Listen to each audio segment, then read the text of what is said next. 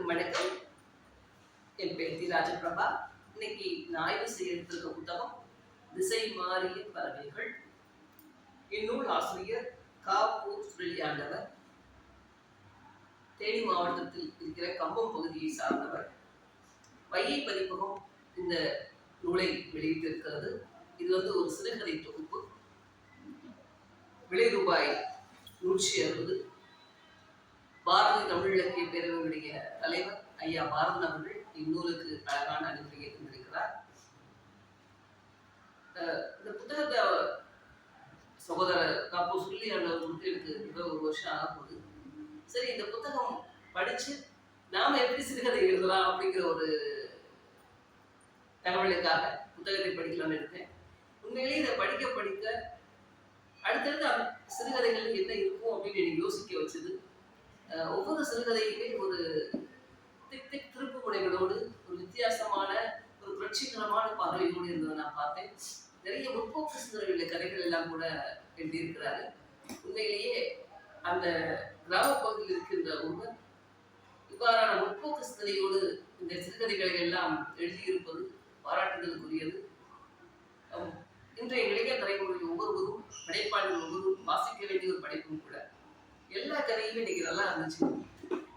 கிராமத்து தேவதைகள் ஆகட்டும், திசை மாறிய பறவைகள் அப்படின்னு சிறுகதையாகட்டும், வாரிசு வேலை, கருவறை தானம், அதெல்லாம் உண்மையிலேயே ரொம்ப எனக்கு வித்தியாசமா இருந்தது. கருவறை தானம் எப்படி இன்னைக்கு சமூகம் அந்த கருவறை தானத்தை ஏற்கிறது, அன்னைக்கு இருக்கிறவங்க எனக்கு எப்படி ஏற்றுக்கிறாங்க, ஒரு வித்தியாசமான பார்வையில் படிக்கிறவங்களுக்கு தான் ரொம்ப இதாக இருக்கும். வாரிசு வேலை அப்படிங்கிற ஒரு சிறுகதை மட்டும் நான் இந்த மதிப்புரைக்கு சொல்லலாம்னு நினைக்கிறேன். பொதுவாக வாரிசு வேலை அப்படிங்கிறது யாருக்கு கிடைக்கும்? வீட்டில் பெற்றோர்கள் அம்மாவோ அப்பாவோ ஏதாவது அரசு வேலையிலிருந்து பணிகள் இருக்கும்போது அவர்கள் இறக்க நேரிட்டால் அவருடைய பணி அவர் குடும்பத்தை சார்ந்த பிள்ளைகளுக்கு தரப்படும். இதுதான் வாரிசு வேலை. நான் இவரிடம் இந்த வாரிசு வேலை கதையை நான் படிச்சுக்கிட்டே வந்தேன். இதுல ஒருவர் கிராமத்தை சார்ந்தவர், ஆடு மேய்க்கிற தொழில் செஞ்சுட்டு இருக்காரு. அவருக்கு 2 பொம்பளை பிள்ளைங்க. நான் பட்டியல வளர்க்குற ஆடுகள்ல ஒவ்வொரு ஆளுக்கு 150 ஆடு வச்சிருக்காரு. 75 ஆடு விற்று தன்னுடைய 2 பொம்பளை பிள்ளைகள் கல்யாணம் பண்ணி கொடுத்துருக்காரு. மீது 75 ஆடு தான் இருக்கு. அந்த 75 ஆடுக்கும் அந்த பொம்பளை பிள்ளைகளுடைய குடும்பத்தில் இருக்கவங்க காதலுக்கு வீடு கிரக பிரவேசம் நிறைய இதுக்காண்டி அடுத்தடுத்து செலவு வச்சுக்கிட்டே இருந்தாங்க.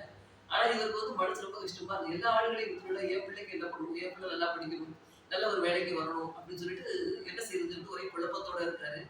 அதுக்கு தகுந்த மாதிரி அவருடைய பையன் முருகேஷ் ஒழுங்காவே படிக்கிறது இல்லை. அவங்க அப்பா எவ்வளவோ அடியெல்லாம் போட்டு என்னெல்லாம் பண்றாரு, ஆனாலும் அந்த பையன் கேட்கறது இல்லை. ஒரு நாள் பள்ளிக்கூடத்துக்கு போறான்.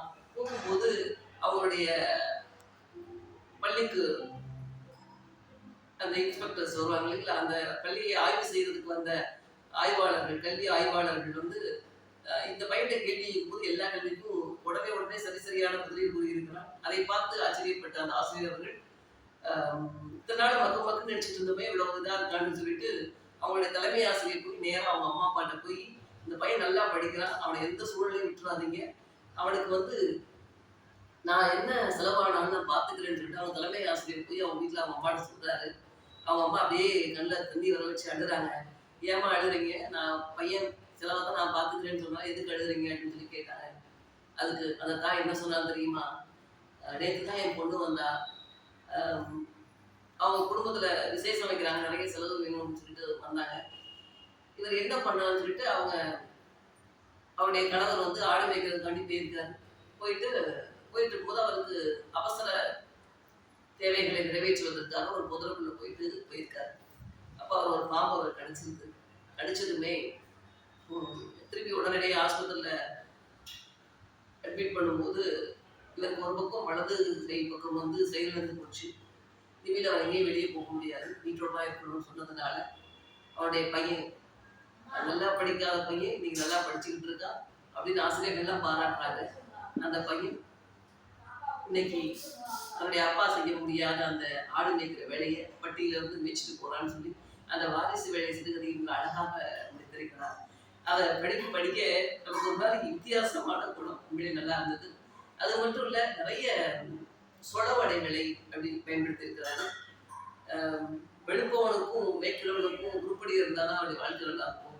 இதே மாதிரி நிறைய கிராமத்து சொலவடைகளை பயன்படுத்திக்கிறார். ஒவ்வொரு சிறுகதையும் ஒவ்வொரு விதத்திலும் மனிதத்துள்ளது. அனைவரும் வாங்கி படிக்க வேண்டிய புத்தகங்கள். ஒன்றாக திசை மாறிய பறவைகள் இருக்கிறது. படைப்பாசிரியருக்கு வாழ்த்துக்கள். இன்னும் நிறைய படைப்புகளை தந்து படைப்புகளில் தனி சிறப்பிடம் தர